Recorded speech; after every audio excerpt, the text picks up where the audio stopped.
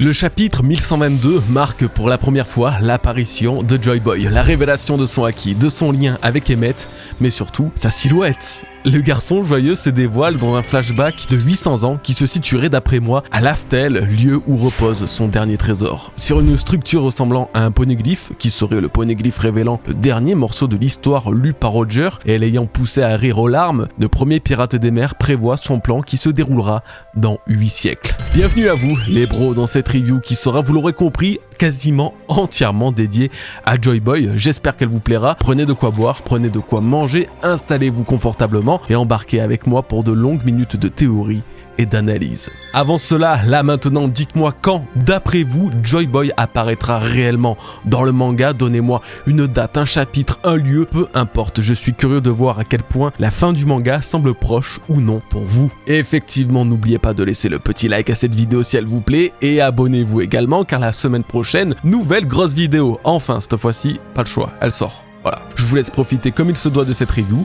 Bonne vidéo à vous et merci encore.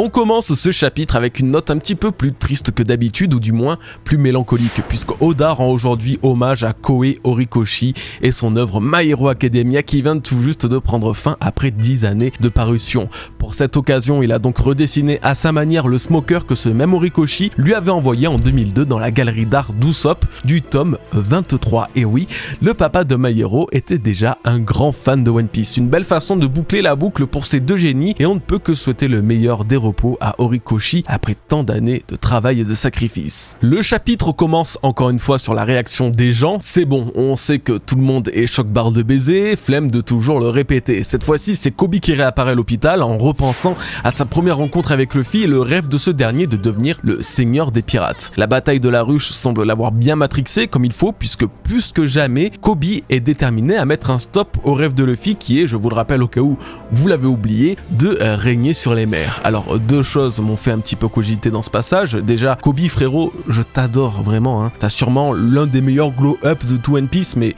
qu'est-ce que tu vas faire? Non mais honnêtement, à quel moment Kobe peut être aujourd'hui un danger pour Luffy, aujourd'hui ou même dans le futur? À quel moment l'écart qu'il y a entre les deux, que ce soit au niveau de la puissance ou au niveau de leur avancée dans leur rêve, peut être mis totalement de côté? Si le Honesty Impact sur la ruche a démontré une puissance cachée assez exceptionnelle, disons-le, chez Kobe, ça ne suffit pas à faire de lui un rival digne de ce nom pour Luffy. La marge est encore trop grande, l'écart est colossal, je dirais même. D'un autre côté, comment peut-il encore vouloir stopper l'ascension de Luffy alors qu'il est le seul parmi les pirates à se battre contre la même injustice que les marines eux-mêmes devraient combattre? Il fait leur travail littéralement. Est-ce qu'il a finalement si peu confiance en lui pour croire que Luffy va causer un apocalypse qui tuera des personnes? Pourtant Kobe a l'air d'avoir eu toujours conscience du bon fond de son rival, alors comment aujourd'hui peut-il venir à en douter à ce point-là? En vrai, et même au-delà de la symbolique qu'il y a entre les deux depuis le début, est-ce que Kobe a vraiment une raison de vouloir arrêter Luffy? Le voit-il vraiment comme un annonciateur de l'apocalypse et non comme un sauveur? J'imagine que je dois pas réussir à assez bien me mettre à la place du personnage et être trop influencé par Luffy lui-même dans ses belles actions, mais à mon sens, l'objectif de Kobe devrait ou devra changer pour non pas vouloir faire barrage à Luffy, mais au contraire pour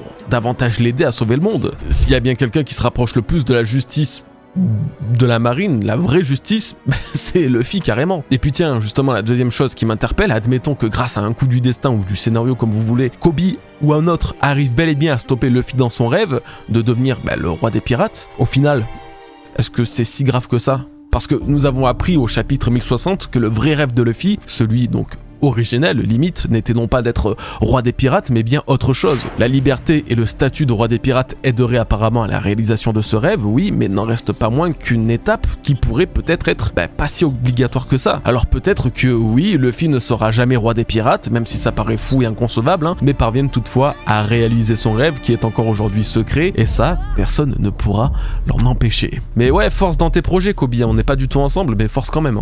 Brève apparition de Baggy et la Cross Guild.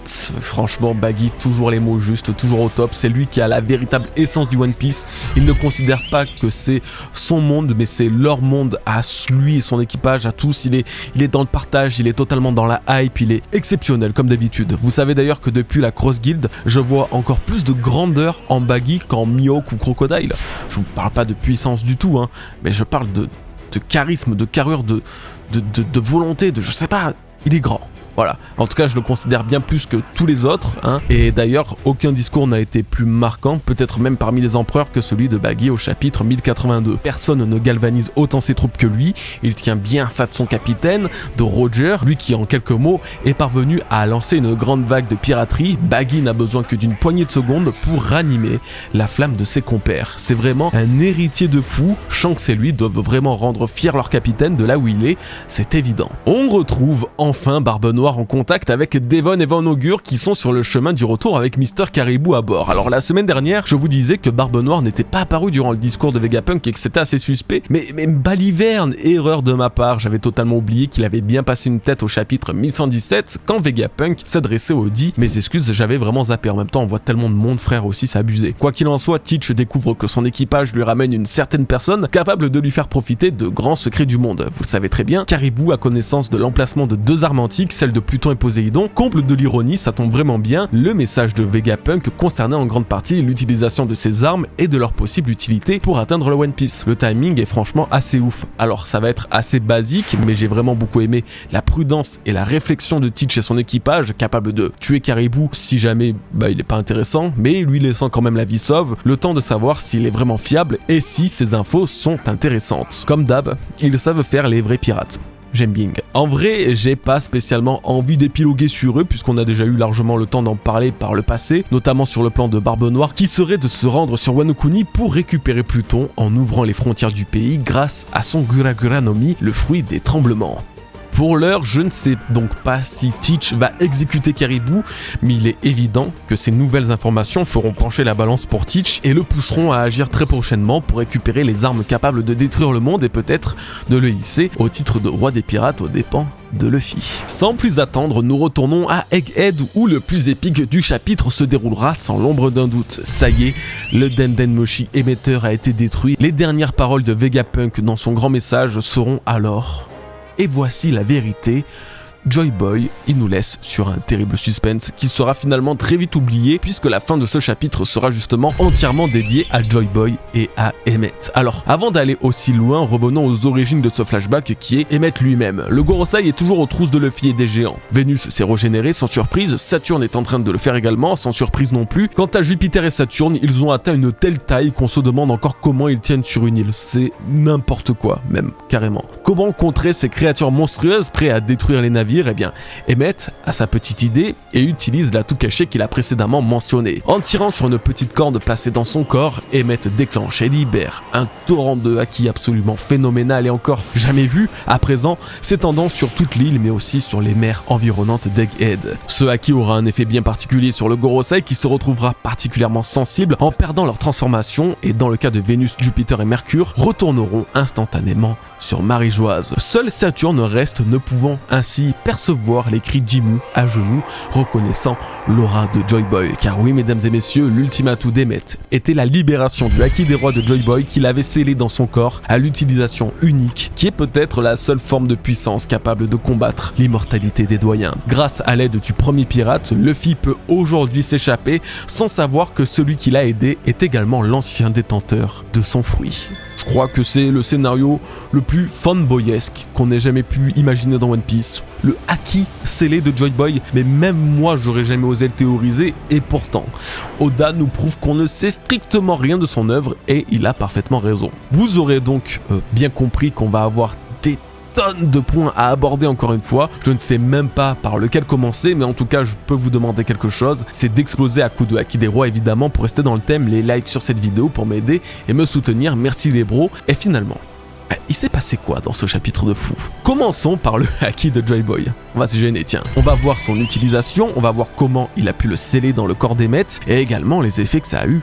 contre le Gorosei. Donc, comme nous avons pu le voir, son utilisation a demandé à Emmett de tirer une corde située quelque part sur son corps, j'ai pas vraiment pu distinguer où, pour libérer toute l'énergie contenue. Si déjà la première question qui nous vient à l'esprit est comment Joy Boy a fait ça, eh bien perso je vois pas 50 possibilités, c'est grâce au pouvoir de Nika. hein. En tout cas, c'est ce que je trouve le plus cohérent et pertinent, et la théorie aussi la plus safe. Grâce à l'imagination infinie de son Zoan mythique, Joy-Boy a modelé et emprisonné son Haki, peut-être dans une bulle, afin de le rendre à la fois tangible et utilisable par un autre que lui. Je pense que le terme de bulle vous aura d'ailleurs rappelé le pouvoir de Kuma, capable d'emprisonner ses souvenirs ou de la douleur, pourtant intangible, dans une sphère d'énergie. Eh bien, nous avons là le même principe pour Joy-Boy qu'il aura fait, mais avec son Haki des rois, ainsi qu'avec son fruit du démon. Alors si ça vous semble impossible, je tiens quand même à vous rappeler l'une de mes théories à propos d'un futur power-up de Luffy dans une vidéo de l'année dernière. Dans celle-ci, je vous expliquais que Luffy pourrait normalement, et d'après cette théorie du coup, rendre tangibles les éclairs de Haki, tout comme il a rendu tangible l'éclair d'Onigashima en l'envoyant sur Kaido. Cette scène étant la preuve ultime que Luffy peut désormais toucher des éléments qui sont abstraits, impossibles à toucher de base, voilà. L'idée m'est naturellement venue qu'il pourrait aussi le faire pour le Haki. Même si je suis toujours dans l'attente que cette théorie se réalise, découvrir que Joy-Boy a ouvert une première porte en préservant son Haki pendant 800 ans me laisse ainsi penser que je suis sur la bonne voie, mais surtout que Luffy aura un pouvoir similaire, voire même supérieur. Ce que Joy-Boy a fait, Luffy pourra le faire. Contrôler son Haki d'une toute nouvelle façon fera partie intégrante de son style de combat dans le futur, plus encore quand on sait que le Haki a été à ce jour la seule forme de puissance à être vraiment efficace contre le Gorosei en annulant leur pouvoir. Et même plus globalement, en prenant une autre de mes grosses théories sur Luffy, je vous disais au mois de décembre que Luffy finirait à un moment ou l'autre par perdre son fruit du démon face à Barbe Noire. Alors c'est bien plus compliqué que ça, hein, je vous invite vraiment à aller la regarder car pour le coup c'est l'une des vidéos dont je suis le plus fier et je sais que vous perdrez pas votre temps à la regarder, mais pour résumer grossièrement, le Haki étant la représentation de la volonté et la détermination d'un personnage, Luffy ne devra se baser que sur elle, que sur cette puissance enfouie qu'il nourrit par son esprit et ses convictions pour vaincre l'homme qui est capable d'aspirer tous les fruits du démon. C'est ce que nous aurait même teasé Kaido, bien que possesseur de Zoan mythique, en nous disant que tout ce qui compte finalement, c'est le Haki. Ironie de la chose. Et je pense que ce n'est pas pour rien qu'aujourd'hui le pouvoir le plus puissant qui nous revient de 800 ans dans le passé soit rien d'autre que le Haki des rois de Joy-Boy et qu'il ait eu un tel effet. Voilà pourquoi Luffy a encore une grande marge de progression devant lui et tant qu'il possède encore son fruit du démon, il pourrait également sceller son Haki et l'utiliser comme une arme. Tout simplement. C'est intéressant quand même. Attendez mes petits potes parce que c'est pas fini. Ce que je viens de vous dire là reste que de la théorie, hein.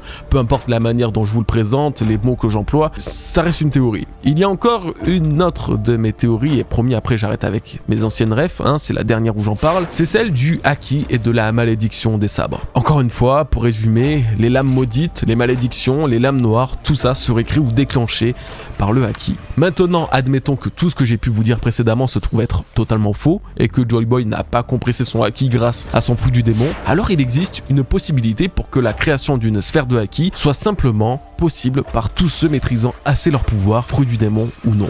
Que ce soit un des stades ultimes du Haki, comme il l'utilise à Wano, en projetant leur énergie de leur propre corps, Joy-Boy serait parvenu à cette même prouesse et aurait utilisé le fameux principe du Ryuo des samouraïs de Wano pour insuffler et sceller son Haki. Et peut-être que c'est là aussi le secret de la fabrication d'un katana d'exception qui se retrouvera maudit plus tard, volontairement ou non, le forgeron insufflerait du Haki qui pourrait se transformer ou donner une forme de vie à son épée. Je peux même carrément prendre l'exemple très concret et pertinent d'un Cloudwaterman qui se rapproche énormément de ce concept puisque cet être mystique n'apparaît que quand un bateau est aimé, c'est-à-dire que lorsque les sentiments d'un équipage sont assez forts pour donner vie à un esprit, à quelque chose qui est de base abstrait. Bon, on a tenté de trouver une logique derrière la conservation d'un tel Haki pendant tant d'années et je pense qu'on s'est plutôt bien débrouillé, hein. Il y a quand même un autre aspect à analyser, comme par exemple, au pif, la corde. Oui, mais Goji, c'est juste une corde de tirer, il n'y a rien à analyser.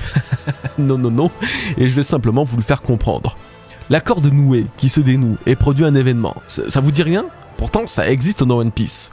Et c'est exactement le principe du nœud de vent d'Aredas. 3 nœuds sur une corde déclenchant à chaque fois qu'un seul se défait, une brise d'air de plus en plus puissante. Sauf si je me trompe, et en plus de ne pas avoir été présenté dans l'histoire depuis son introduction, si ce n'est dans l'anime à l'épisode 418 où Nami les utilise pour créer une tornade, les nœuds de vent utiliseraient la même technologie que le nœud de Haki. de Joy Boy. Et encore, pouvons-nous vraiment parler de technologie? N'est-ce pas l'un des rares pouvoirs de One Piece à être peut-être vraiment de la magie, encore différente des fruits du démon? Car même en prenant le recul nécessaire, je n'arrive pas à justifier que des nœuds défaits sur une simple corde puissent générer du vent, et surtout à ce point-là. Tout comme maintenant, on n'arrive toujours pas vraiment à savoir d'où viennent les prédictions du tirage de cartes Dawkins, alors que son pouvoir était celui de la paille, donc totalement différent. Alors oui, est-ce que l'utilisation des nœuds de corde est une forme de magie ou une technologie de l'ancien royaume utilisée par Joy Boy pour sceller son pouvoir et hérité par les météorologues de Weatheria? Alors le brainstorming pourrait s'arrêter là, cependant Nina m'a fait remarquer un truc auquel je n'avais strictement pas prêté attention, qui existe depuis le tout premier chapitre de One Piece, tout en étant directement relié à Joy Boy. Le logo du One Piece représente une tête de mort, tenant une ancre par sa corde. L'aura de ce logo laissera toujours l'impression qu'un message subliminal s'y cache. Est-ce alors en lien avec cette corde? Lorsque nous découvrirons le siècle oublié,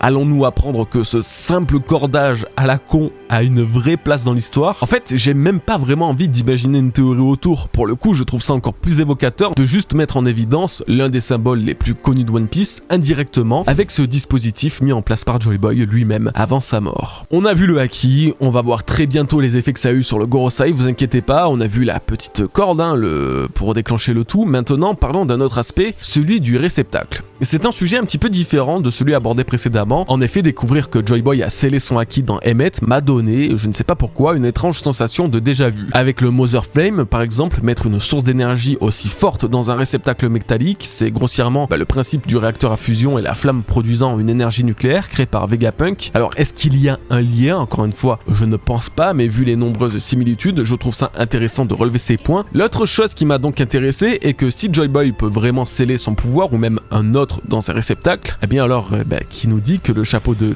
paille de Marie-Joise n'est qu'un simple chapeau de paille tout court? J'ai jamais accroché, ou peut-être j'ai jamais voulu accrocher aux théories disant que sous le chapeau de paille de Marie-Joise se cachait quelque chose, ou même qu'elle renfermait un pouvoir, mais force est de constater que ça devient une vraie possibilité si Joy Boy a pu sceller son pouvoir dans un truc aussi simple qu'une corde, alors pourquoi pas son chapeau? Il a toutes les chances d'être un réceptacle désormais, détenant un pouvoir puissant, peut-être même celui d'une arme antique. J'aurais jamais cru dire ça de ma vie, mais alors est-ce qu'Uranus est détenu dans le chapeau de paille de Marie-Joise? Est-ce que Joy Boy a scellé ce pouvoir dedans, raison pour laquelle Imu le garde précieusement? Est-ce que seul Luffy est capable de libérer le pouvoir dans le chapeau de paille?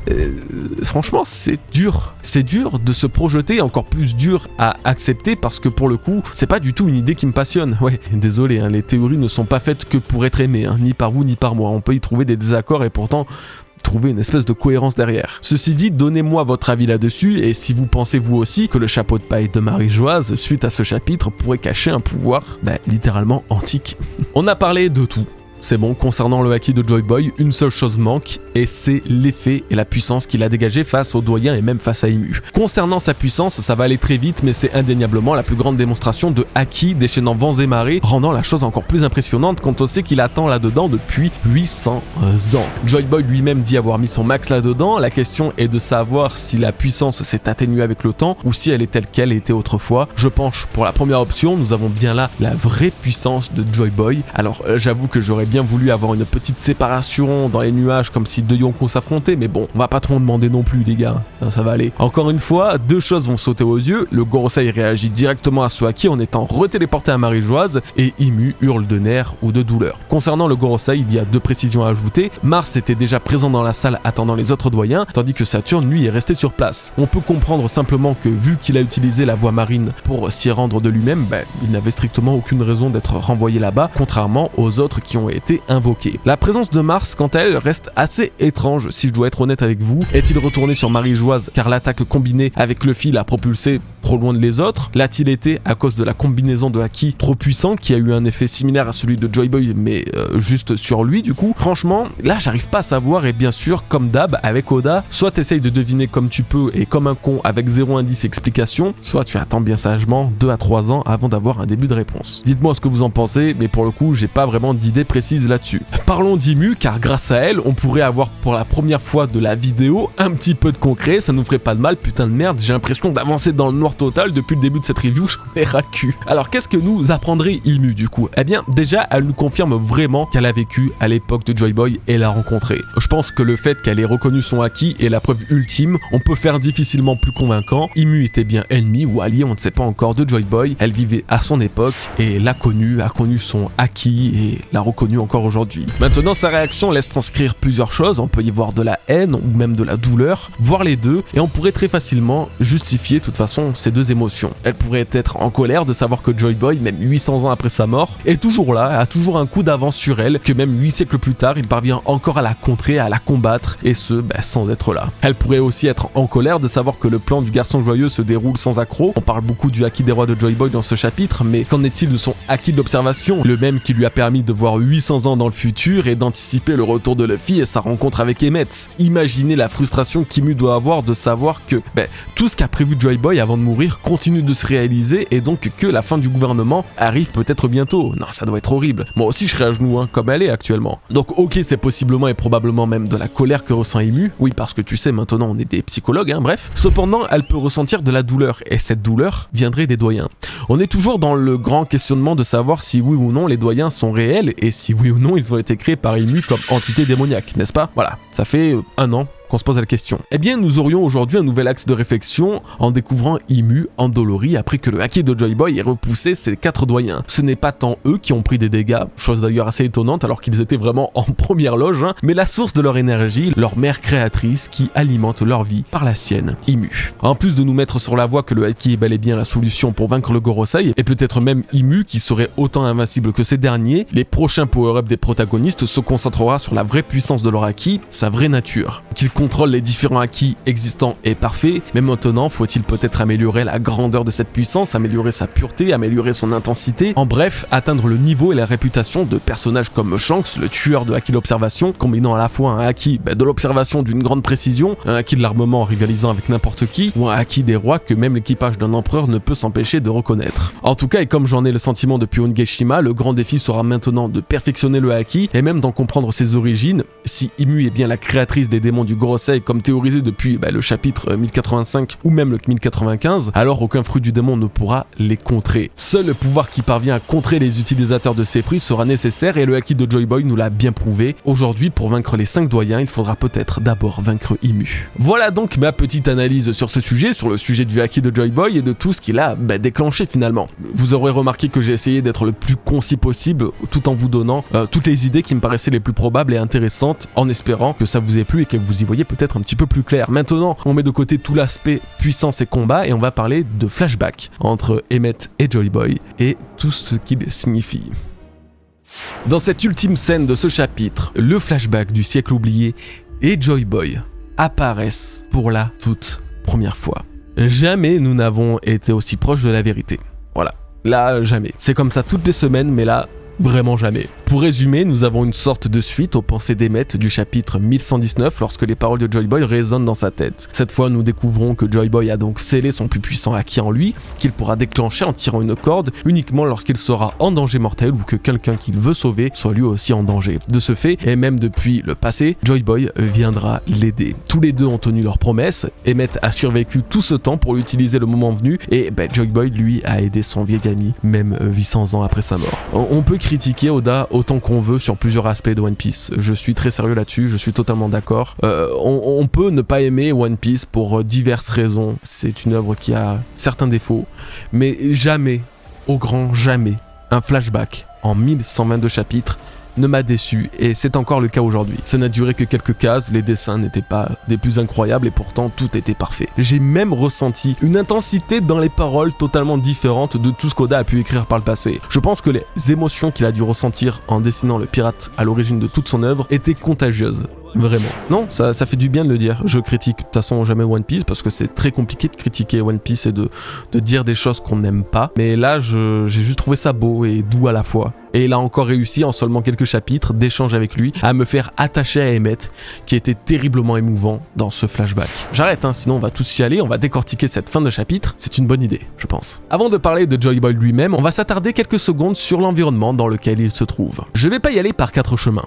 D'après moi, ce que nous voyons actuellement, c'est un morceau, une certaine île découverte par le dernier roi des pirates, une île nommée Laftel. Je sais pas comment vous le dire, mais juste faites-moi confiance. Nous sommes à Laftel. Et ce qui m'a encore plus convaincu, c'est la structure sur laquelle se trouve Joy Boy actuellement. C'était pas qu'un simple rocher et sa forme cubique ne peut rappeler qu'une seule chose, c'est un poneglyphe. Si ma théorie est la bonne, alors Joy Boy et Emmett se trouvent exactement là où se sont retrouvés Roger et son équipage au chapitre 967. Le poneglyphe sur lequel se trouve Joy Boy serait en réalité le poneglyphe de Laftel, celui qu'ils ont lu, le dernier fragment, le fragment ultime et final pour constituer le Rio Poneglyph et donc révéler toute l'histoire de Joy Boy. Mais attention, ce poneglyphe ne serait pas comme les autres. Comme j'ai pu vous le faire comprendre à travers mes vidéos à plusieurs reprises, le poneglyphe final de Laftel détaillant toute l'histoire serait différent des autres. Il serait d'une magnifique et étincelante couleur dorée. En réalité, et depuis que j'ai vu cette illustration du volume spécial 777 sorti à l'occasion de One Piece Gold, je n'arrive plus à imaginer le poneglyphe de Laftel autrement qu'un cube d'or, d'une taille bien supérieure au bleu ou au rouge qui sont disséminés partout dans le monde. On reviendra dans quelques mois ou années pour savoir si j'ai raison, mais j'ai rarement eu à tel point confiance. Joy Boy et Emmett sont sur Laftel, sur un poneglyphe doré, exactement à l'emplacement de Roger lorsqu'il découvrit le message du premier roi des pirates. Enfin, du premier pirate. Et si on parlait un petit peu de l'apparence de ce Joy Boy, hein, ça me paraît pas mal aussi comme idée. Bien, je crois que vous l'aurez remarqué avant que je vous le dise, mais c'est officiel, Joy Boy a aussi possédé le chapeau de paille. Est-ce celui de Marie-Joise ou celui que Luffy a hérité de Shanks, de Roger, qu'il aurait lui-même hérité d'un descendant de Joy Boy? Encore une fois, la question se pose, on n'a aucune certitude. Après tout, ça fait des années que nous avons compris qu'il n'existait pas qu'un seul et unique chapeau de paille. La réponse se trouve peut-être dans la taille, car la particularité du chapeau de paille de Marie-Joise est bel et bien sa taille démesurée. Pourtant, le Joy Boy ombré que l'on voit dans ce flashback n'a pas l'air si grand que ça, hein. En tout cas, c'est pas un géant. Alors, c'est vrai, c'est pas un géant, mais détrompez-vous, il pourrait être plus grand qu'on ne le pense. C'est difficile car tous les repères nous sont inconnus, hein, mais si on prend Luffy et la taille d'Emmett, et qu'à côté on fait la même pour Joy Boy et le robot, on peut découvrir que Joy Boy semblait quand même bien plus grand que le Luffy d'aujourd'hui. À la manière d'un Roger qui mesurait ses presque 3 mètres, Joy Boy devait être à peu près aussi grand, voire même un peu plus. En tout cas, il faisait le double de Luffy, c'est certain. Bon, après, Oda avec les tailles, c'est pas une référence non plus, hein, soyons honnêtes, mais comme depuis la révélation de cette race, j'ai la sensation que Joy Boy faisait partie des boucaniers, ou du moins qu'il avait du sang de boucanier en lui, lui accordant une taille légèrement supérieure à la moyenne. La moyenne de One Piece qui est déjà 2,50 m, 3 mètres.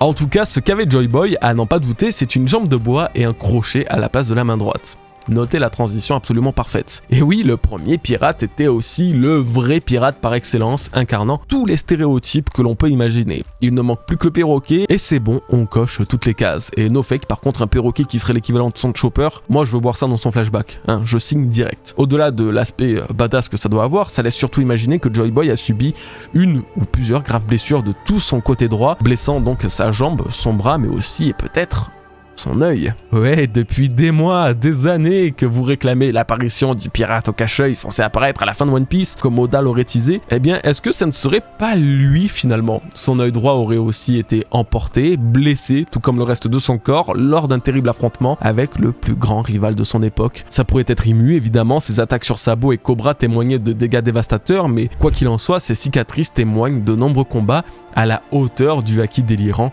qu'il semblait posséder. On parle beaucoup de l'apparence de Joy Boy, mais Emmett aussi a changé quelque peu, hein. Il possédait lui aussi une tenue, par exemple, qui rappelle beaucoup celle des géants d'Elbaf. Hasard ou non, ça c'est impossible de le savoir, mais ce robot faisait peut-être partie de cette tribu de géants autrefois, même si Dory et Brogy ne semblent jamais en avoir entendu parler. Le détail qui fait plaisir et qui résonne avec la nostalgie, sur l'avant-bras d'Emmett se trouve un petit X dessiné, enfin un petit, tout est relatif, dessiné ou même façonné, rappelant inévitablement la croix des Mugiwara sur Alabasta, symbole aujourd'hui d'un ralliement sans pareil à travers l'œuvre et à travers toute la communauté. Était-ce également un symbole de Joy Boy autrefois? Ça collerait bien avec le rapport du titre One Piece, puisqu'après la corde se trouvait surtout une croix en forme de tête de mort dans le haut. En tout cas, Emmett avait une vraie passion pour Joy Boy et son innocence n'a fait qu'amplifier l'empathie qu'on éprouve pour lui. Nous ne savons encore rien de ses origines, mais ce robot a l'aura des personnages les plus adorables de One Piece, sans l'ombre d'un doute. Je veux qu'il soit mon ami. Voilà, je vous le dis. J'ai pas honte. Peut-être la dernière partie de cette vidéo, parlons de l'histoire. Tout le long de cette review, je me suis beaucoup penché sur les détails visuels, sur des choses qui se sont déroulées, les événements, mais là il serait peut-être temps de se concentrer sur le texte quand même, hein? Non? C'est pas mal aussi. Emmett a tenu des propos intéressants face à Luffy. Comme par exemple, je m'excuse Joy Boy et je m'excuse aussi auprès de toi, je sais qu'il n'y a aucune chance qu'il soit encore vivant. Tu lui ressembles, j'espère qu'un jour Joy Boy me pardonnera d'avoir échoué à faire de lui un roi. Et pour finir, sa réaction au dit de Monkey D. Luffy qui l'a fait apparemment beaucoup rire. Alors on va décrypter tout ça et commencer par la ressemblance entre Luffy et Joy Boy. Honnêtement, pas vraiment surpris, les deux ont un chapeau de paille, les deux ont le fruit de Nika, les deux sont censés être les mêmes dans leurs rêves et leur façon d'être. Comment Luffy ne pourrait pas ressembler à Joy Boy? C'est pas nouveau. D'ailleurs, rappelez-vous à quel point Rayleigh voyait Roger en Luffy ou encore Shanks qui voyait aussi en lui son capitaine. Luffy, vraiment, on le confond avec beaucoup de monde. Dans One Piece, les ressemblances ne se font pas tant dans le physique, surtout que Luffy et Roger sont totalement différents, mais dans le mental et dans l'esprit. C'est la raison pour laquelle Emmett voit tant son ancien Nakama en Luffy. D'ailleurs, Emmett distingue bien les deux personnages, il ne considère pas que Luffy est Joy Boy, mais bien qu'il y avait un Joy Boy et qu'il y a aujourd'hui un Luffy. L'autre point bien plus intéressant pour le coup, c'est les excuses d'Emmett et la révélation qu'il a échoué à faire de lui un roi. C'était il y a quelques mois, le chapitre 1111, je sais pas si vous vous rappelez, mais Emmett se réveillait et présentait là aussi ses excuses à Joy Boy, mais sans autre explication. Voilà, nous apprenons donc aujourd'hui que c'est suite à un échec. Je ne vais pas vraiment me pencher sur cet échec, mais plutôt sur ce titre royal. Quel roi Joy Boy voulait-il devenir? On pourrait penser que c'est celui de roi des pirates, vu que c'est un peu tout le thème de One Piece. Or, s'il fut le premier pirate, il y a fort à parier que Joy Boy était également le roi des pirates tout court, donc c'est, je pense, autre chose. Cette autre chose serait le roi de l'ancien royaume et donc par extension le roi du monde. Il est bien possible que l'ancien royaume ait eu un usurpateur sur le trône, exactement comme Alabasta avec Crocodile, Skypiea avec Ener ou même Doflamingo et Orochi pour respectivement Dressrosa et Wano Kuni. Ce sont des scénarios encore une fois largement utilisés par Oda durant tous les arcs mettant en scène des rois de pays. Alors pourquoi pas? Est-ce l'écho d'un passé où le fabuleux ancien royaume que l'on décrit avec tant de perfection n'était peut-être pas si parfait que ça, manipulé par un roi que Joy Boy voulait défaire? Si l'ancien royaume était également l'une des plus puissantes forces du monde, qu'il s'étendait à travers toutes les frontières, alors pouvons-nous considérer que le roi de ce royaume était aussi le plus puissant roi du monde? Si tel est le cas, il s'agirait d'un ennemi que Joy Boy voulait combattre, mais a échoué. La fameuse coalition des 20 rois qui formera le gouvernement mondial serait peut-être un plan du vrai roi de l'ancien royaume, un plan monté de toutes pièces pour que cette guerre se dirige à la fois sur Joy Boy pour le supprimer mais aussi sur les autres royaumes hostiles afin que tous s'entretuent pendant que lui domine toujours de son trône. Je ne vois pas le rôle d'Emmett là-dedans, mais il devait être très grand. Joy Boy avait tout, il a laissé un trésor, un héritage, il était libre, le seul nuage, la seule ombre qui planait sur sa vie a été le gouvernement mondial, de ce qu'on sait actuellement. Donc s'il n'a pas pu devenir roi, l'homme pour qui tout est possible, alors c'est que le siècle oublié n'était peut-être pas du tout aussi idéal qu'on le pensait et qu'il voulait diriger l'ancien royaume pour établir une vraie ère de paix. Avec du recul, c'est en partie ce que j'ai dit dans ma review, mon long métrage du chapitre 1114, je pourrais pas faire plus complet. Donc si vous avez 1 heure, n'hésitez pas. Sinon, et après tout ça, que dire de ce chapitre et que dire de ce flashback? C'est la cerise sur le gâteau après ce message de Vegapunk qui a quand même changé à la fois son monde et notre vision de l'œuvre et de son futur. Voir Joy Boy pour conclure ce nouvel arc qui, bien que futuriste, était une image du passé, n'a fait qu'accroître la sensation que nous sommes sur la fin, oui, ok, on a compris, mais surtout que le siècle oublié s'éveille à nouveau après 800 années de sommeil. J'ai peur pour la fin de One Piece, ça c'est une vérité, je peux pas affirmer qu'Oda conclura sans aucune faute son histoire et qu'on sera tous satisfaits à 100% de la finalité. En fait, c'est même certain qu'on ne le sera pas, il y aura des heureux et il y aura des déçus. Mais s'il y a bien une chose, un truc précis sur lequel je ne ressens aucune crainte quant à la perfection de son récit, c'est le flashback du siècle oublié. Depuis bientôt 30 ans qu'il le prépare, je n'ai aucune hésitation à affirmer que ça sera très largement à la hauteur de nos attentes. Déjà 42 pages dans ce chapitre auraient presque suffi à me faire chialer de peine pour Emmett. Oui, bon après je suis sensible en ce moment. Mais surtout, citez-moi un seul flashback de tout One Piece qui n'a pas su vous faire ressentir au moins une once d'émotion. Tous, quels qu'ils soient, même les plus randoms, ont une histoire capable de vous anéantir. Alors imaginez lorsque ce sera la dernière histoire de One Piece qui sera contée. L'ancien royaume, Lady, Joy Boy et même les origines de Luffy qu'on ne connaît pas encore. Comment ne pas avoir confiance en la qualité de leur narration quand même un gars comme Senor Pink nous a fait pleurer alors que en termes de random, on fait pas mieux. Et récemment, avec Kuma, j'en parle même pas, c'est Vegapunk qui lui dit « Ta mort sera une peine pour chaque personne qui t'a aimé, t'es un héros. » Non mais j'ai encore les frissons et les larmes aux yeux, rien d'en parler. Donc oui, cette fin de chapitre était bien plus puissante que n'importe quel acquis, et j'espère qu'elle vous aura plu, qu'elle vous aura donné envie plus que jamais de découvrir l'intégralité de cette partie de l'histoire qui nous attend depuis des dizaines d'années. On arrive sur la fin de cette review, je vous remercie de l'avoir regardé, j'espère qu'elle vous aura plu. Si c'est le cas, vous savez ce qu'il vous reste à faire, le petit like, le petit abo, petite commentaire là, hop, on est bien. Merci à tous et à toutes, prenez bien soin de vous et de vos proches. À la semaine prochaine les bros, peace.